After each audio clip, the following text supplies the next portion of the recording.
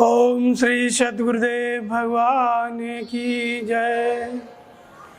गुरुर् ब्रह्मा गुरुर्विष्णु गुरुर्देवो महेश्वर गुरुर् साक्षात् परम ब्रह्म तस्मै श्री गुरुवे नमः। ओम श्री सद्गुरुदेव भगवान की जय। आज का प्रश्न है, ईश्वर कहाँ रहता है, कैसे मिलता है और मिलकर के क्या करता है। ये तीन प्रश्न है एक ही प्रश्न में। ईश्वर कहाँ रहता है, कैसे मिलता है, कैसा है और मिलकर के क्या करता है। ये प्रश्न बहुत प्रचलित है। सभी शास्त्रों में इसी प्रश्न का उत्तर दिया गया है, चाहे गीता हो, रामायण हो, उपनिषद हो, वेद हो, योग दर्शन हो, सभी शास्त्र इसी प्रश्न के उत्तर हैं। लेकिन एक कहानी भी प्रचलित है कि एक बार बीरबल से अकबर ने कहा कि तुम बहुत पूजा पाठ करते हो भगवान का, जिसकी तुम पूजा करते हो भगवान कहाँ रहता है और वो कैसे मिलता है और मिलकर के क्या करता है। ये बात बीरबल से अकबर ने पूछी और तुम मुझे इसका उत्तर दो तो मैं तुम्हारी बात मान लूँगा, तुम्हारा धर्म स्वीकार कर लूँगा, हिंदू हो जाऊँगा। ये प्रश्न अकबर ने बीरबल से किया। तो इसके बाद बीरबल बहुत चिंतित हो गए, अपने घर पे आए। अपने घर पे आए तो उनकी एक छोटी सी लड़की थी 10-12 साल की। फिर वो बोली, पिताजी आज क्या बात है, बहुत चिंतित हैं। तो बीरबल ने कहा कि बच्चा तुम्हारा काम नहीं है, तुम अपना खाओ पियो सो आराम से। तो फिर भी उसकी बेटी चिंतित थी। उसने कहा कि पिताजी बताओ, रोज़ की तरह आज तो आप निश्चिंत नहीं हैं, कोई बात है। तो फिर कहा कि मुझसे ऐसे ऐसे प्रश्न पूछा है अकबर ने कि ईश्वर कहाँ रहता है, क्या करता है, कैसे मिलता है। तो उसकी लड़की ने कहा कि ये कोई बड़ी बात नहीं है, हम इसका उत्तर दे देंगे जा कर के। तो फिर बीरबल ने कहा कि बेटी जब तू जानती है इस प्रश्न का उत्तर तो हमको दे दे, हम जा कर के वहाँ दे देंगे उत्तर। और उत्तर नहीं मिला सही तुमसे तो वो अकबर बादशाह है, सज़ा भी दे सकता है, मृत्युदंड भी दे सकता है। तो बोले नहीं, हम चलेंगे और हम ही इसका उत्तर देंगे। चला गया बीरबल अकबर की सभा में और अकबर के तो मन में प्रश्न गूंज रहे थे। फिर जाकर के बीरबल से अकबर ने पूछा कि हमारे प्रश्नों का उत्तर लेके आए। तो फिर बीरबल ने कहा कि देखो महाराज, तुम्हारे जो प्रश्न हैं उनका उत्तर ये हमारी बेटी है, ये देगी। इसके बाद वो बेटी खड़ी हो गई सभा में, और सभा में खड़ी हो गई तो इसके बाद उसने कहा, अकबर ने, कि मेरे प्रश्नों का उत्तर दो। तो उसकी बेटी ने कहा कि मुझे दूध चाहिए। तो अकबर ने चांदी के कटोरे में दूध उसके सामने रखवा दिया। तो उसने दूध को हाथ में लेकर के फिर उंगली से अपना दूध घुमाने लगी। तो अकबर ने कहा कि मेरे प्रश्नों का उत्तर दो, इस दूध को अपनी उंगली से क्यों घुमा रही है। तो उसने कहा, बीरबल की लड़की ने, कि मेरी माँ कहती है कि दूध में मक्खन है, तो मैं सोच रही हूँ कि इसमें मक्खन निकले। तो अकबर ने कहा कि जितनी छोटी तुम हो उतना ही छोटी तुम्हारी बुद्धि है। ये उंगली से हिलाने से दूध में से मक्खन भला कैसे निकलेगा। तो उसकी बेटी ने कहा कि तुम्हारे प्रश्न का उत्तर यही है, दूध में मक्खन है, दूध में घी है, लेकिन इसको हिलाने से नहीं निकलेगा, इसकी एक प्रक्रिया है। और वो प्रक्रिया है, जैसे दूध निकालो, फिर उसको गर्म करो, ठंडा करो, फिर उसमें जामुन जमाओ, और उसके बाद उसको मथो, फिर मक्खन निकालो, फिर उसके बाद उसको गर्म करो, तब घी निकलता है। ऐसे ही ये प्रक्रिया है। परमात्मा सर्वत्र है। ये जो कटोरा है ये पूरा संसार है, और इसके अंदर ये दूध है, ये परमात्मा की तरह है।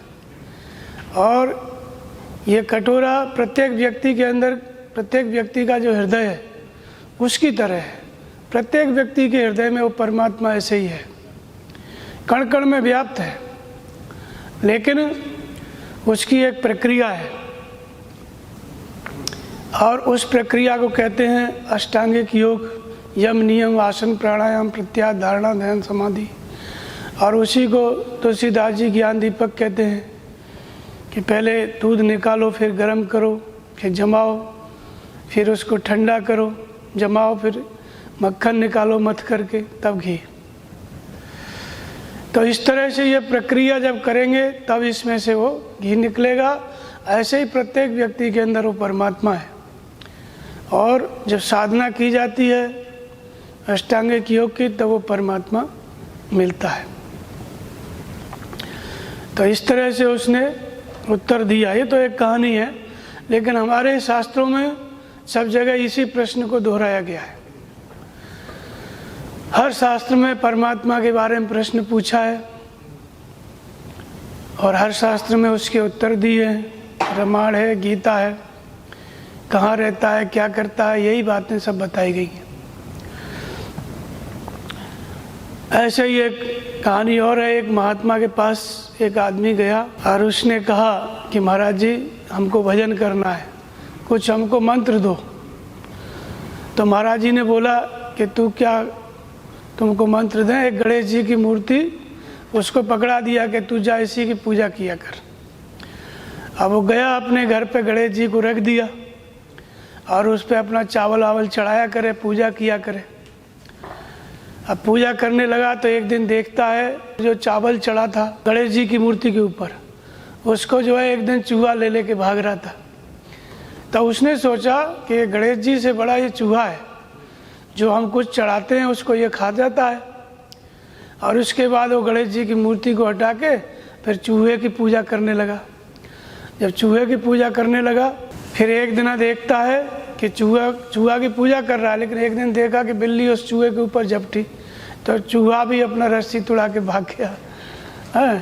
इसके बाद फिर वो बिल्ली को बांध के बिल्ली की पूजा करने लग गया। तब बिल्ली की पूजा करने लग गया तो एक दिन जो है फिर कुत्ता आया, तो कुत्ता झपटा तो बिल्ली भी भाग गई। फिर कुत्ता की पूजा करने लग गया, कुत्ता ही सब कुछ है। फिर इसके बाद उसकी जो औरत थी, कुत्ता आने जाने लगा घर के अंदर, उसने जो है उसको डंडा मारा तो कुत्ता भी भाग गया। फिर अपनी औरत की पूजा करने लग गया। और फिर इसके बाद कभी गुस्सा आ गया एक दिन तो उसको भी मार दिया उसने। इसके बाद फिर देखा, बोले सबसे बड़े देवता हम ही हैं। तो ये एक कहानी है। जब कभी भी परमात्मा मिलता है, हृदय में ही मिलता है। तो सबसे पहले वो है तो हृदय में, लेकिन मिलेगा कैसे? तो जो सद्गुरु रहते हैं, महापुरुष रहते हैं, उनके पास हम जाते हैं तो वो हमारे अंदर गणेश जी की जागृति करते हैं। गणेश जी का मतलब होता है सेवा भाव। सेवक सेव्य भाविनो भवन तरी उर्गार। महापुरुष की जो सेवा का भाव है वही गणेश है। उसी से मन से इंद्रियों का संयम होता है। तो गणेश का मतलब होता है मन से इंद्रियों का स्वामित्व। तो पहले इंद्रियों का संयम, तब उस परमात्मा की प्राप्ति होती है। वो विधि क्या है? सेवा। सेवा करते हैं हम शरीर से, तब धीरे धीरे इंद्रियां संयमित होती हैं। और इसके बाद फिर चित्त ही चूहा है। चित्त नाम का जप करने लग गया। चूहा जाके चावल खाता था ना, जब चित्त नाम का जप करने लगता है, थोड़ा संयम उन्नत हो जाता है, तो फिर माया ही बिल्ली है, माया झपट्टा मारने लगती है। तो इस माया को दमन करता है। तो ये माया जब शांत हो जाती है, कब शांत होती है? कर्म ही कुत्ता है, नियत कर्म, परमात्मा का चिंतन, उसमें और डूब के लगता है तो ये माया शांत हो जाती है। और इसके बाद जब कर्म का स्तर अच्छा हो गया भजन का, तो रिद्धियाँ सिद्धियाँ, रिद्धि सिद्ध पेरे वो भाई बुद्धि लोभ दिखावे आई, वही औरत है उसकी।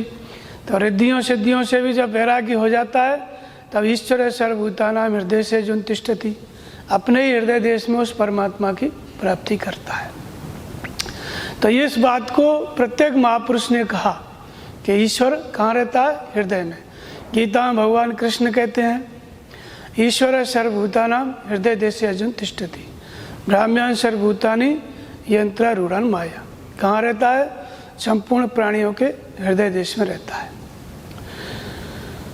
फिर एक जगह पर और भगवान कृष्ण कहते हैं कि ज्योति सामपि तज्ज्योति तमसे परमुच्यते, ज्ञानम ज्ञेयम ज्ञानगम्यम हृदय सर्वस्य विष्टितम।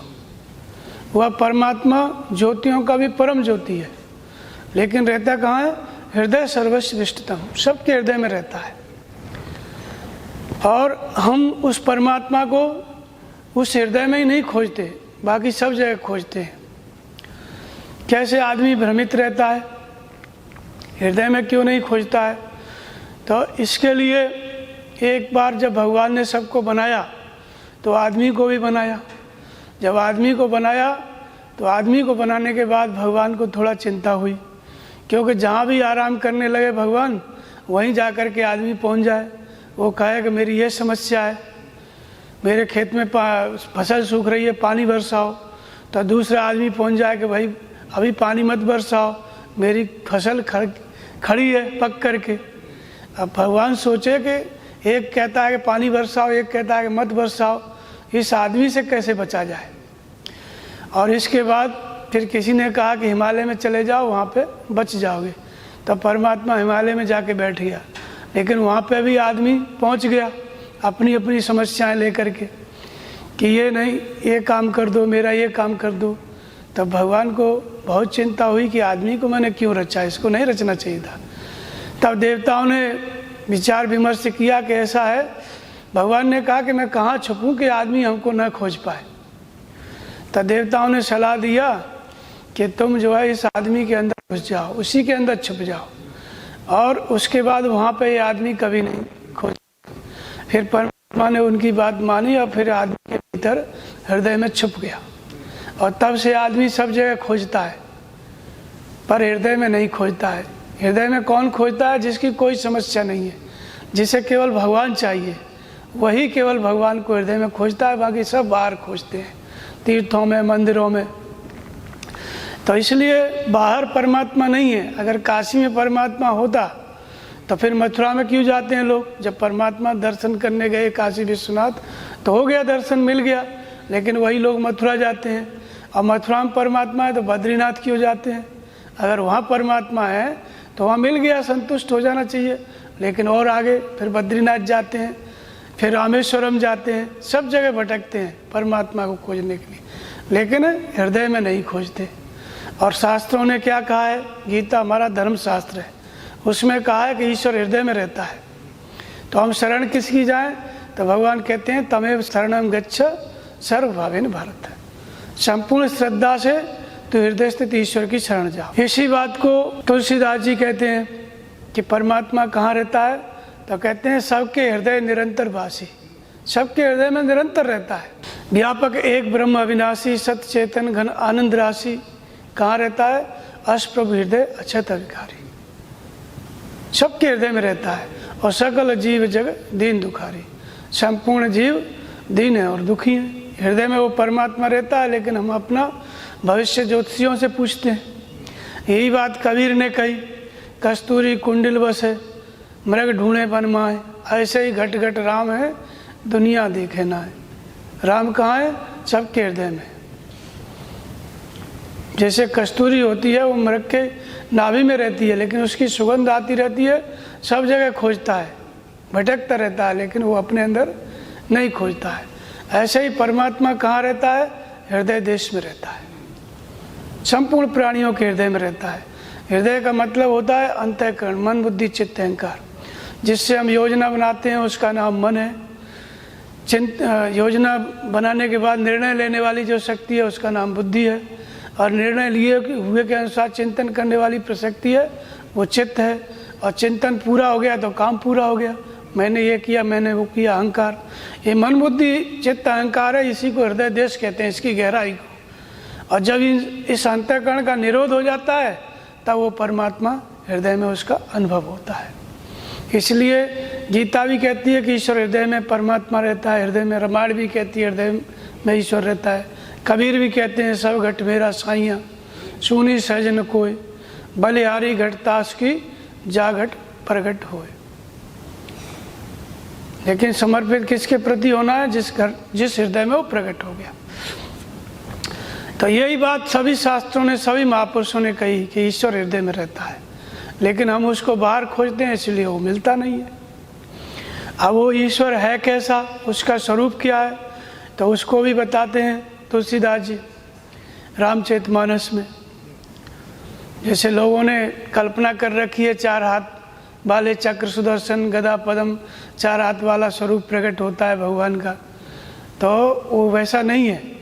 कोई सगुण कहता है, कोई निर्गुण कहता है, अलग अलग प्रकार के उसके नाम हैं। कोई कहता है कि 7वें आसमान में रहता है खुदा, जैसे मुसलमान कहते हैं, कोई ईसाई और मुसलमान 7वें आसमान में उसको मानते हैं।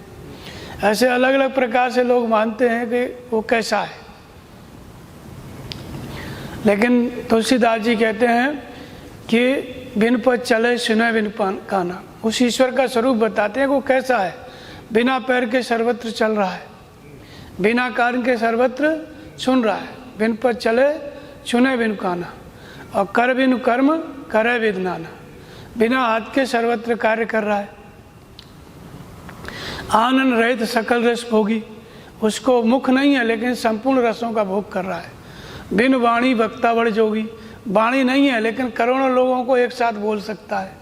ये परमात्मा का स्वरूप है। जय में गावें वेद बुध, जाय धरे मुन ध्यान, और सोई दशरथ सुध भगत हित कौशलपति भगवान। वही दशरथ का पुत्र है। ये भगवान का स्वरूप रामचरितमानस में बताया। और गीता में भी भगवान कृष्ण कहते हैं कि वह ब्रह्म कैसा है? सर्वत्र पाणिपादम तत्सर्वतोक्षीश्वर मुखम, सर्वत्र हाथ पैर वाला है, सर्वत्र सिर और मुख वाला है, सर्वत्र श्रुतमल लोकी सर्मावृत्ति तिष्ठति, सब ओर से सुनने वाला है और सबके हृदय में स्थित है। जब अर्जुन ने विराट रूप देखा तो इसी तरह का विराट रूप देखा उसने, सर्वत्र हाथ पैर वाला परमात्मा, उसकी विराटता को देखा। पूरा संसार चराचर विश्व को उसके अंदर देखा। तो ये सब परमात्मा का स्वरूप है जो कण कण में व्याप्त है। तो कैसा है परमात्मा? अनिर्वचनीय है, कण कण में व्याप्त है, सर्वत्र हाथ पैर वाला है। लेकिन वह परमात्मा, उसकी अनुभूति जो ऋषियों ने की वो हृदय देश में की साधना करके। तो उसका हम अनुभव कैसे करें, उसको हम प्राप्त कैसे करें, कैसे मिलता है, वो हमको मिले कैसे? तो इसके लिए साधना, साधना के लिए हर शास्त्र में साधना बताई। और जैसे योग दर्शन में बताया, यम नियम आसन प्राणायाम प्रत्याहार धारणा ध्यान समाधि, यम और नियम आसन, ये 8 अंगों का जब अनुष्ठान करते हैं तो समाधि की स्थिति में उस परमात्मा को हम विदित करते हैं। बुद्ध ने इसी को अष्टांगिक मार्ग बताया। इसी अष्टांग योग को उन्होंने कहा अष्टांगिक मार्ग। उस अविनाशी तत्व की प्राप्ति के लिए क्या करना है? अष्टांगिक मार्ग का पालन करना है। और इसी को गीता में इसी को कर्म बताया गया, उस परमात्मा की प्राप्ति को कैसे मिलता है, तो इसी को यज्ञ बताया गीता में। तो रामचरितमानस के अनुसार वह परमात्मा कैसे मिलता है? तो कहते हैं व्यापक एक ब्रह्म अविनाशी सत चेतन घन आनंद राशि। लेकिन वो प्रकट कैसे होता है? तो कहते हैं नाम निरूपण नाम जतन से सो प्रकट जी मूल रतन से। सब जगह व्याप्त है, कण कण में व्याप्त है। भगवान शंकर कहते हैं कि हर व्यापक सर्वत्र समाना, प्रेम ते प्रकट होए में जाना। सर्वत्र समान रूप से व्याप्त है, लेकिन वो प्रकट कैसे होता है? प्रेम से प्रकट होता है। वो मिलता कैसे है? प्रेम के द्वारा। राम है केवल प्रेम प्यारा, जान ले सो जाननहारा। तो इसलिए वो प्रकट कैसे होता है? प्रेम के द्वारा। तो प्रेम कैसे होता है कि वो परमात्मा प्रकट हो? तो कहते हैं कि नाम निरूपण नाम यतन से सो प्रगट जी मूल रतन से। जब आप नाम का जप करोगे तो आप परमात्मा प्रकट होगा। क्योंकि किसी से बाहर भी हमको प्रेम कब होता है? जब बार बार उसको याद करते हैं तो उससे लगाव हो जाता है, उसी को संसार में प्रेम कहते हैं। ऐसे ही जब हमको परमात्मा कब मिलेगा? जब हमारा प्रेम उससे हो जाएगा। तो हमारा प्रेम कहाँ पर है? सांसारिक विषय वस्तुओं से है, परमात्मा से नहीं है। इसलिए परमात्मा नहीं मिलता है। तो परमात्मा से प्रेम कैसे होता है? उसका नाम जप करें। परमात्मा कैसे प्रकट होता है? प्रेम के द्वारा। तो इसलिए जब ये बात भगवान शंकर ने कही, शंकर भगवान जब देवता लोग रावण के आतंक से परेशान हो गए तो उन्होंने कहा कि कहाँ खोजें भगवान को? तो कोई कहा क्षीर सागर में चलो, वहाँ भगवान मिलेंगे। किसी ने कहा वैकुंठ में चलो, वहाँ भगवान मिलेंगे। तो भगवान शंकर ने कहा कि नहीं, हर व्यापक सर्वत्र समाना, आग जगमय प्रभु रहित विरागी, और प्रेम से प्रभु प्रगटे जिम्यागी।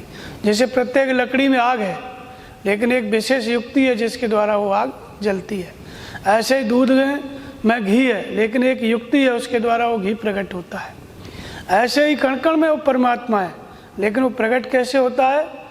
जब हृदय में स्थिर करते हैं श्रद्धा और वहाँ प्रेम करते हैं, तब प्रकट होता है। तो सब ने प्रार्थना किया, प्रेम किया, भगवान ने आकाशवाणी दिया कि मैं अवतार लूँगा, प्रकट हो गए। तो इसलिए वो परमात्मा के प्रति जब हम प्रेम करते हैं तो परमात्मा हमसे मिलने लगता है। प्रेम कैसे होता है? तो कहते हैं नाम निरूपण नाम यतन से सो प्रकट। नाम का जप करेंगे तो भगवान से प्रेम होगा, तो भगवान प्रकट होगा। और इसी को कहते हैं कि सोई दशरथ सुत भगत हित, जो कण कण में व्याप्त है, सर्वत्र चलने वाला है, सर्वत्र बोलने वाला है, सर्वत्र देखने वाला है, वही परमात्मा सोई दशरथ सुत भगत हित कौशलपति भगवान। तो जब प्रेम से प्रकट होता है, वही दशरथ का पुत्र है, वही नाम जप से प्रकट होता है। तो ये क्या है? ये साधन है जिससे भगवान मिलता है। इसी को भक्ति कहा गया है।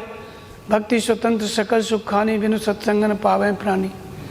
भक्ति मने भगवान से मिलाने वाली विधि।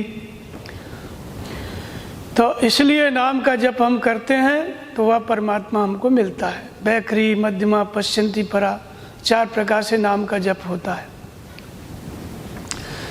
तो बैखरी से जपेंगे, मध्यमा से जपेंगे, फिर जब पश्चिंती से हम जपने लगते हैं तो फिर वो दशरथ का लड़का होता है।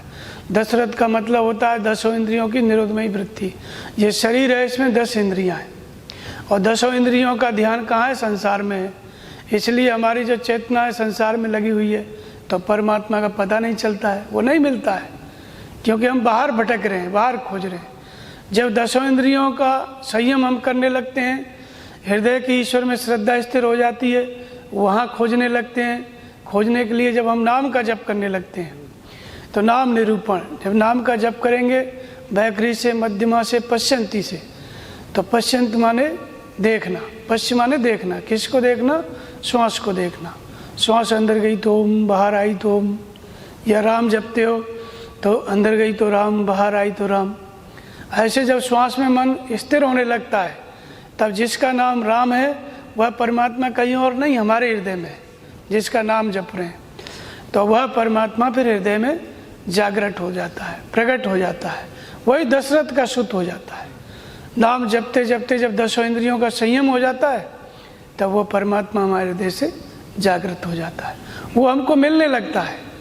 जो त्रिकालज्ञ था, सर्वज्ञ था, लेकिन हम कुछ नहीं जानते थे, वही परमात्मा जब 10 इंद्रियों का संयम होने लगता है, श्वास के द्वारा, नाम जप के द्वारा, जब सदगुरु जो वशिष्ठ गुरु थे उन्होंने यज्ञ कराया, तब ज्ञान रूपी वशिष्ठ जिन्होंने इष्ट को वश में कर लिया, परमात्मा को प्राप्त कर लिया, ऐसे महापुरुष के प्रति हम समर्पित होते हैं तो नाम का जप बताते हैं। जब हम नाम जपने लगते हैं तब हमारे हृदय में जो राम है, प्रसुप्त है, वो प्रकट होने लगता है।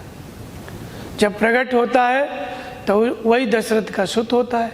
जब 10 इंद्रियां संयमित हो गई, परमात्मा से जुड़ गई, तो जिसका नाम राम है, जिसका नाम परमात्मा है, वो जागृत हो जाता है, वो मिलने लगता है। तो सोई जाने जे देव जनाई, और जानत तुम्हें तुम्हें हो जाई। तुम्हारी कृपा तुम्हें रघुनंदन, जानत भगत भगत और चंदन। आपकी कृपा से ही कोई आपको जानता है।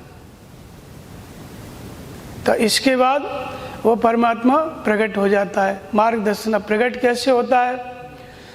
जो परमात्मा अव्यक्त है वो कैसे प्रकट होता है? जो बिन वाणी वक्ता बड़ जोगी, वाणी नहीं है लेकिन बोलने लगता है, आँख नहीं है लेकिन सर्वत्र देखने लगता है।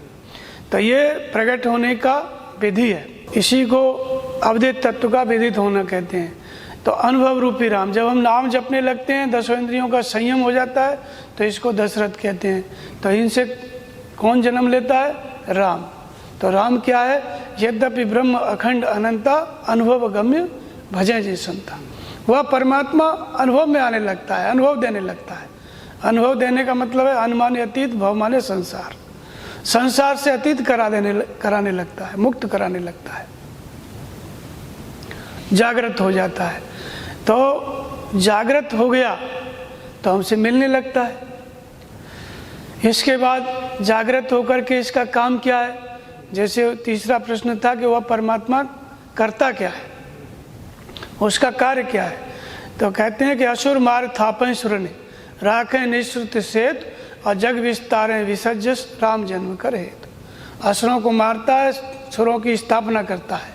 असुर मार थापें सुरने, राखें निश्रुत सेत, और जो श्रुति सेतु है उसको स्थिर करता है। और जग विस्तारें विसर्जत, राम जन्म कर हेतु। जिसके हृदय में, ये किसके हृदय में प्रकट होता है? जिसके हृदय में ग्लानि होती है। एक बार भूपत मन माही, भय ग्लान मोरे सुख नहीं। जिसके हृदय में परमात्मा को जो जानना चाहता है, जो जिज्ञासु है, उसी को भगवान मिलते हैं। तो प्रकट होकर के उसका काम क्या है? आसुरी वृत्तियों का संहार करना।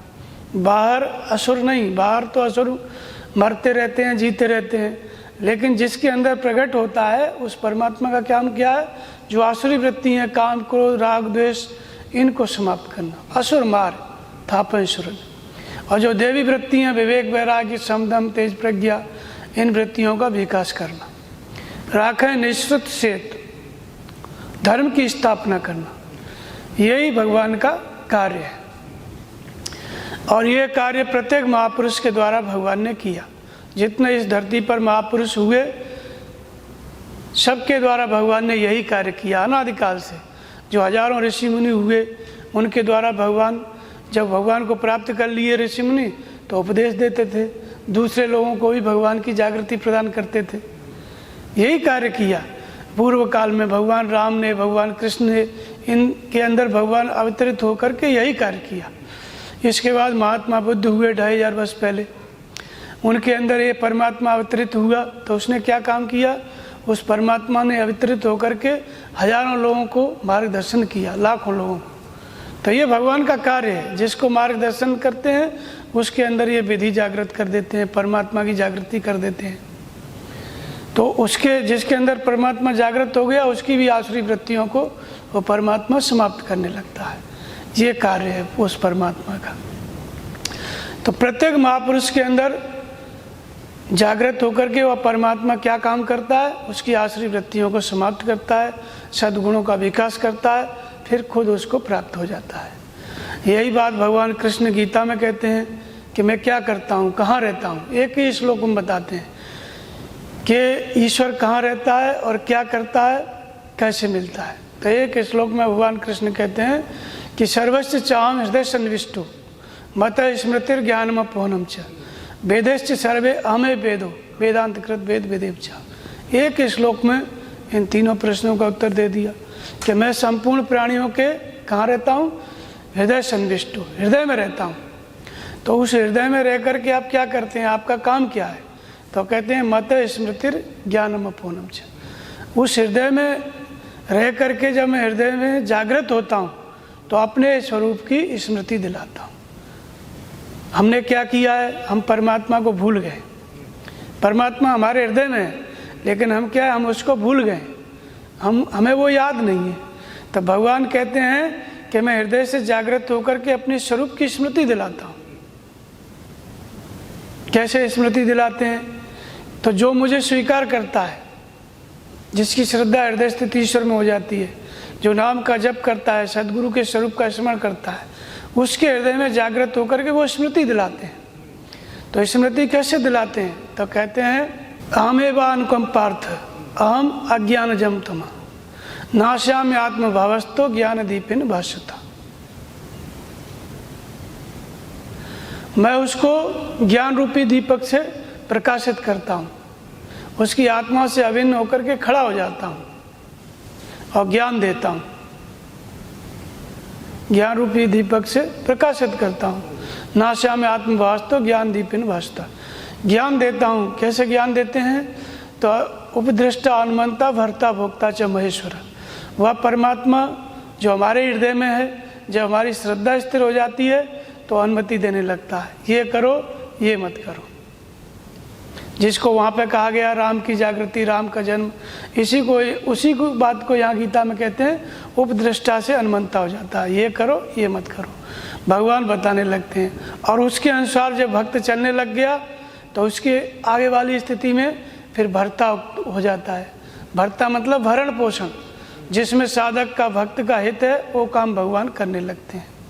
जैसे देवर्षि नारद थे, विवाह करना चाहते थे लेकिन भगवान ने नहीं करने दिया। इस तरह से उसका योगक्षेम करने लगते हैं। योग माने मिलन। जब तक वो भगवान से मिल नहीं जाता तब तक उसको जो आवश्यकता है, जो ज़रूरत है वो भगवान पूरा करेंगे, और जो उसके उपयोग में नहीं है, जो उसके लायक नहीं है, उस वस्तु को नहीं देंगे। तो ये योगक्षेम करने लगता है, इसी को भरता कहा गया। तो ऐसे भगवान स्मृति दिलाते हैं। भगवान कृष्ण कह रहे हैं कि मैं स्मृति दिलाता हूँ। तो पहले अनुमति देते हैं, ये करो ये मत करो। अनुमति के अनुसार जब वो चलने लगा, अनुमति 4 प्रकार से जागृत होती है।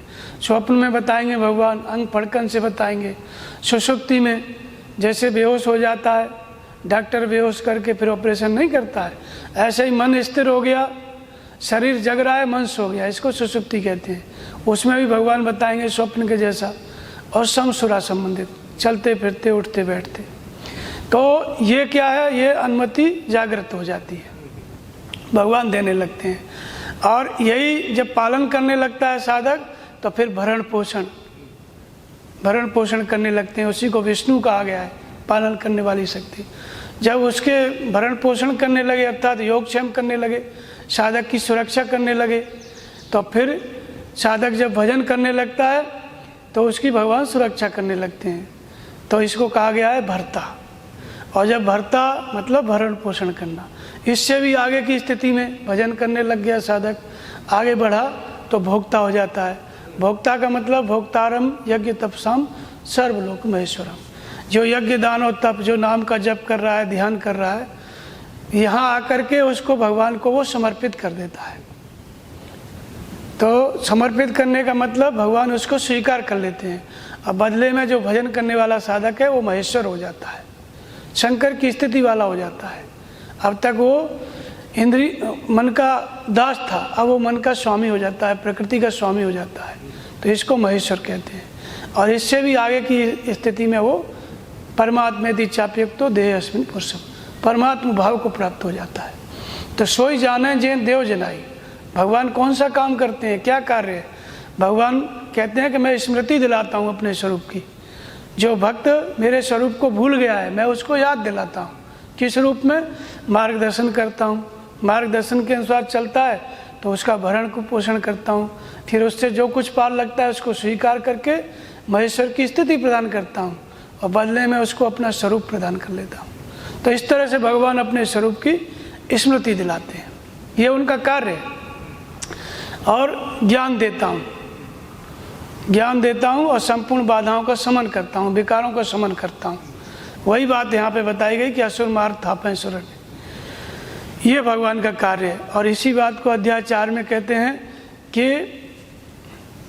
भगवान क्या करते हैं, तो उसको बताते हैं कि यदा यदा धर्मस्य ग्लानिर्भवति भारत अभ्युत्थानम् अधर्मस्य तदात्मानं सृजाम्यहम् परित्राणाय साधूनां विनाशाय च दुष्कृतम् और धर्म संस्थापनार्थाय संभवामि युगे युगे।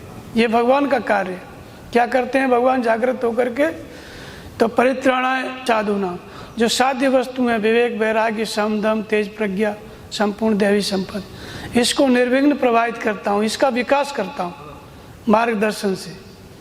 और इसके बाद विनाशाय च दुष्कृताम, जो दूषित हैं, काम क्रोध राग द्वेष, इन विकारों का विनाश करता हूँ और धर्म की स्थापना करता हूँ। परम धर्म परमात्मा में उस भक्त की, उस साधक की सूरत को, मन की दृष्टि को स्थिर करता हूँ।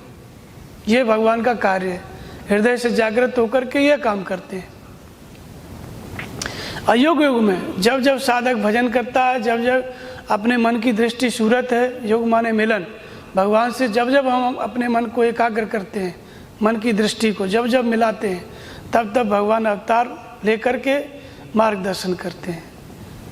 हर युग में, मतलब सतयुग त्रेता द्वापर नहीं, जब जब हम अपने मन को स्थिर करते हैं, तब तब भगवान हमको बताते हैं। यही हर युग का मतलब यही है। योग माने मिलन, दो का मिलन, परमात्मा से प्रकृति का मिलन। जब अपने मन को हम भगवान से जोड़ते हैं तो इसका नाम है योग। तब भगवान हमको मार्गदर्शन करते हैं। तो इसलिए मेरा ये कार्य है। तो इस कार्य को तो सभी लोग देखते होंगे तो कहते हैं कि नहीं, जन्म कर्म च मे दिव्यम एवं यो वेत्ति तत्वतः त्यक्ता देवम पुनर्जन्म नेति मामेति स्वर्जन। मेरा जन्म और जन्म से लेकर किए जाने वाला कर्म ये दिव्य है, अलौकिक है। हर व्यक्ति मेरे जन्म और कार्य को, कर्म को नहीं देख सकता। जन्म माने परमात्मा की जागृति, सर्वज्ञता की, त्रिकालज्ञता की जागृति, ये जन्म है। और जागृत होकर के भगवान जो मार्गदर्शन कर रहे हैं, ये करो, ये मत करो, और भक्त साधक जो उस मार्गदर्शन में चल रहा है, तो ये भगवान का कार्य कर रहा है और भगवान मार्गदर्शन करके अपना कार्य करा रहे हैं। कौन सा कार्य? आसुरी वृत्तियों का शमन और देवी वृत्तियों का विकास। विनाशाय च दुष्कृताम, जो दूषित वृत्ति हैं उनका विनाश, और परित्राणाय च साध्य वस्तुओं का विकास। ये भगवान का कार्य भगवान जागृत होकर के करते हैं भक्त के हृदय में, साधक के हृदय में। लेकिन इसको कौन देखता है? जन्म कर्म च मे दिव्यम, ये अलौकिक है। जिसके हृदय में भगवान जागृत होकर करा रहे हैं वही देख पाता है। सब लोग भगवान के कर्म को, भगवान क्या करते हैं उसको सब लोग नहीं जानते। जिसके हृदय में करा रहे हैं, जिससे भजन करा रहे हैं, जिसकी दूसरी वृत्तियों का शमन कर रहे हैं, दैवी वृत्तियों का विकास कर रहे हैं, जिसके हृदय में वो प्रकट है, सिर्फ वही जानता है। गिलानी के साथ भगवान जागृत होते हैं, जागृत होकर के आसुरी वृत्तियों का शमन करते हैं। ये भगवान का कार्य है। तो इसलिए ये करता है भगवान। और फिर कहते हैं कि वह परमात्मा जब प्राप्त होता है तो क्या कहीं, जैसे लोग देखते हैं चार हाथ वाला ऐसा कोई विष्णु का स्वरूप बाहर प्रकट होता है, तो बोले नहीं, वो भक्त जो है परमात्मा को कहाँ देखता है? जैसे इस कण कण में व्याप्त है और हृदय में श्रद्धा स्थिर करी, नाम का जप किया, तो उसको कहाँ प्राप्त होता है? कण कण में व्याप्त ही देखता है। जब भजन की पराकाष्ठा होती है, भजन की पराकाष्ठा कब होती है? जो भजन की विधि है गीता में उसको यज्ञ कहा गया। तस्मात् सर्वगतम ब्रह्मम नित्यम यज्ञ प्रतिष्ठितम। वह परमात्मा कहाँ रहता है? सदा उपयोग में आने के लिए कहाँ रहता है? यज्ञ में। यज्ञ क्या है? तो यज्ञ नाम जप यज्ञोस्मि। 14 प्रकार के यज्ञ है, लेकिन सभी प्रकार के यज्ञों को करने के लिए सिर्फ नाम का जप रूपी यज्ञ। तो जब नाम का जप रूपी यज्ञ करने लगता है, इसी यज्ञ को करने को कर्म कहा गया। तो ये यज्ञ कैसे होता है? तो कहते हैं अपाने ज्योति प्राणम प्राणे अपानम तथा परे प्राणा अपान गतिरुद्वा प्राणायाम परायण। ये साधना है भगवान को प्रकट करने के लिए। इसी को भगवान कृष्ण यज्ञ कहते हैं, अपान और प्राण के का हवन कहते हैं, और इसी को महात्मा बुद्ध ने पानापान कहा है। यह साधना प्रत्येक महापुरुष ने की और भगवान को अपने अंदर प्रकट किया, और भगवान ने अपना कार्य उन भक्तों के अंदर किया। तो इसलिए जब वही बात नाम जपते हैं, यहाँ पे ओम का जप बताया, श्वास अंदर गई तो ओम, बाहर आई तो ओम, और दूसरे विचार जब शांत हो जाते हैं तो इसी को कहते हैं प्राणायाम। श्वास अंदर गई तो ओम, बाहर आई तो ओम, दूसरे विचार शांत हो गए तो इसको प्राणायाम। यज्ञ का परिणाम निकल गया। यज्ञ का परिणाम निकलता है तो कहाँ पहुँचाता है यज्ञ? तो कहते हैं यज्ञ श्रेष्ठा मृत भुजो यान्ति ब्रह्म सनातन। सनातन ब्रह्म की प्राप्ति करा। तो उस सनातन ब्रह्म को भक्त कहाँ पे देखता है? तो यो माम पश्यति सर्वत्र सर्वम च मय पश्यति तस्याम न प्रणश्यामि सच में न प्रणश्यति। संपूर्ण प्राणियों में देखता है, कण कण में व्याप्त देखता है, और संपूर्ण प्राणियों को अपने अंदर देखता है। सर्वत्र भगवान को देखता है और सब सब कुछ भगवान के अंदर देखता है, ऐसे भगवान का वो दर्शन करता है। तो इस तरह से ये भगवान का स्वरूप है जो उसको दिखाई देता है भक्त, इस तरह से भगवान का दर्शन होता है। तो यही कार्य है, रहना क्या है, कार्य क्या है, कहाँ रहता है, हृदय देश में रहता है। और कैसा है, कण कण में व्याप्त है, सर्वत्र है। कैसे प्रकट होता है, नाम का जप करता है, गीता के अनुसार यज्ञ करता है, नाम जप रूपी यज्ञ, तो भगवान प्रकट होते हैं। प्रकट होकर के काम क्या है उसका, आश्री वृत्तियों का शमन करता है, दैव वृत्तियों का विकास करता है, और बदले में जो भक्त साधना कर रहा है, भजन करता है, उसको अपने स्वरूप की स्थिति प्रदान कर देता है। यही भगवान का कार्य है। तो यही बात भगवान, ये जितने भी संत हुए, महापुरुष हुए, भक्त हुए, सबके हृदय में जागृत होकर के भगवान ने यही काम किया।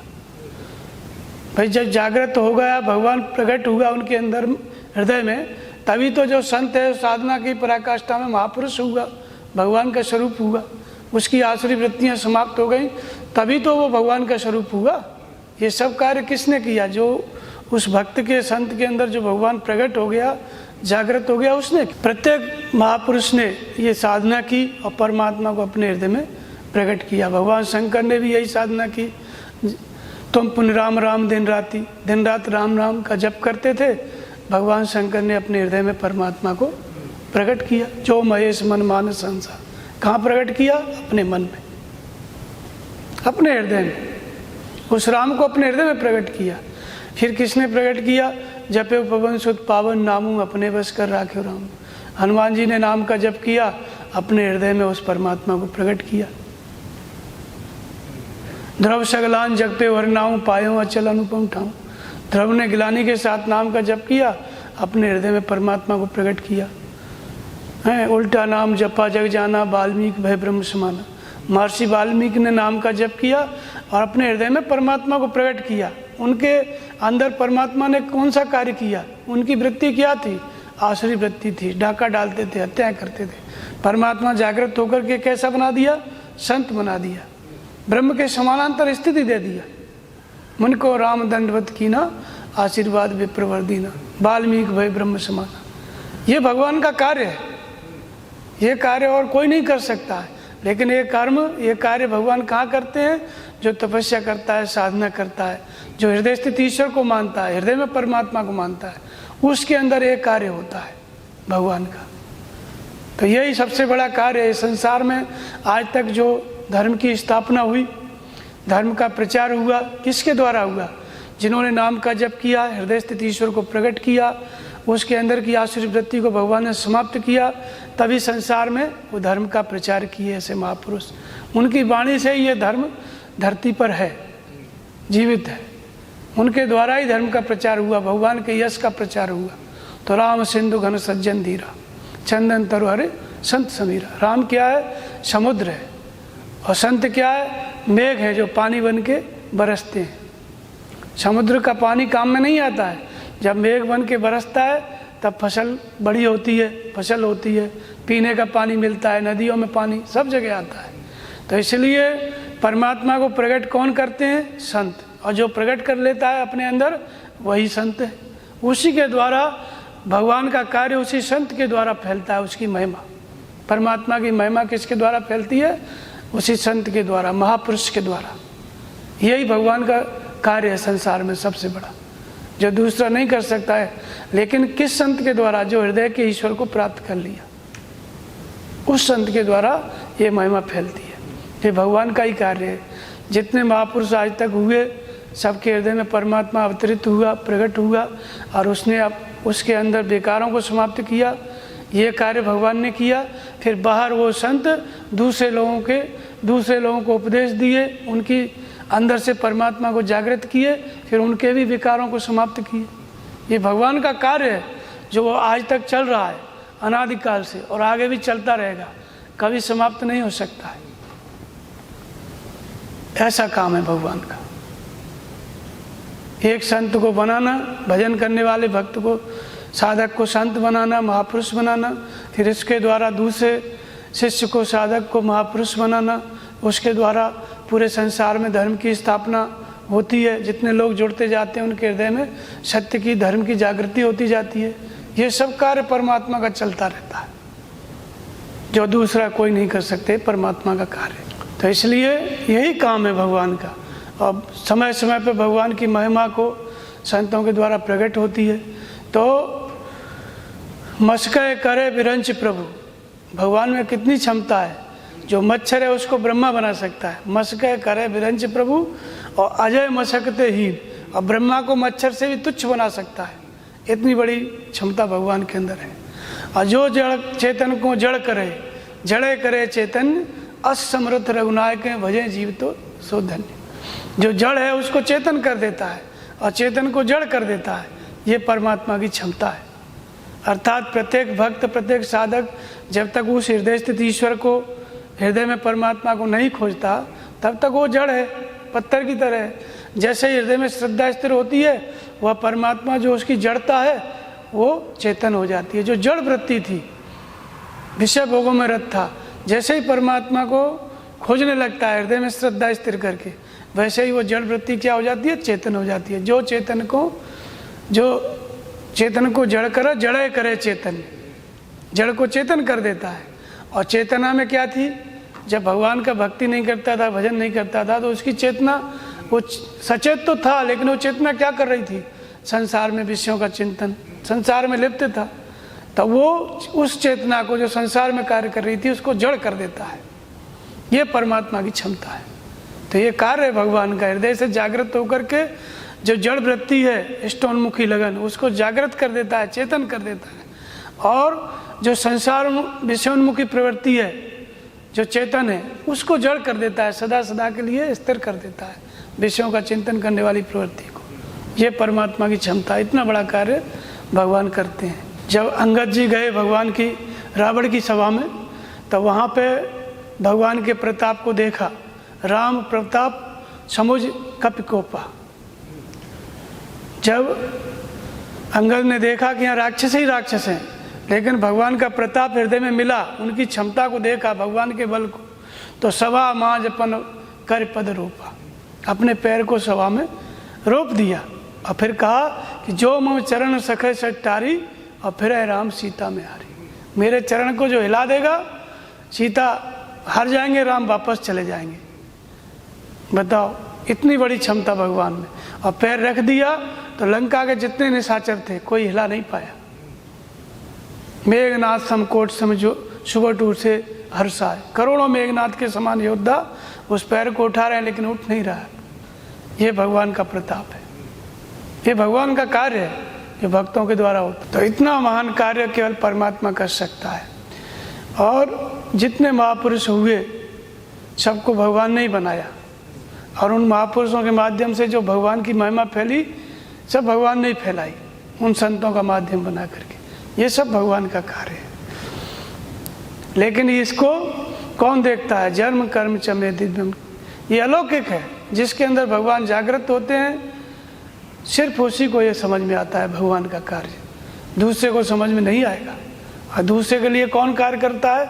तो फिर सदा माया कर फेरा, सदा वो माया की प्रेरणा में से काम कर रहा है। भगवान करता नहीं है उसके लिए, सदा माया करता है। जो समर्पित हो गया हृदय स्थित ईश्वर के प्रति, नाम जपने लग गया, सद्गुरु मिल गए, आत्मा जागृत हो गई, उसके लिए ही केवल भगवान कार्य करने वाले हैं, भगवान करता है। बाकी सबके लिए माया करता है। तो भगवान के कार्य को सिर्फ वही देख सकता है जो समर्पित हो गया, मन से इंद्रियों का संयम कर लिया, जो अपनी सूरत को भगवान में हमेशा लगाए हुए, मन को स्थिर किए हुए, इंद्रियों को संयमित किए हुए, सिर्फ उसी के लिए भगवान करता है। तो और प्रेरक रघुवंश विभूषण सो केवल भक्तन हित लागी, सिर्फ भक्त के हित के लिए भगवान कार्य करते हैं। तो राम भक्त हित नरतनधारी, और सह संकट किए साधु सुखारी। संकट सहन किए, लेकिन सुखी कौन हुए? साधु। तो जो साधु सुखी हो जाता है, उनके संकटों को भगवान दूर करते हैं। कैसे? नरतनधारी, उसके शरीर को, उसके मन को धारण कर लेते हैं भगवान, उसके हृदय में अवतरित होकर के उसको चलाने लगते, कार्य कराने लगते हैं भगवान। भगवान का कार्य शुरू हो जाता है, और इसलिए सारे संकटों को दूर कर देते हैं, और साधु सुखी हो जाता है परमानंद। यही भगवान का कार्य है। बोलिए श्री सद्गुरुदेव भगवान की जय।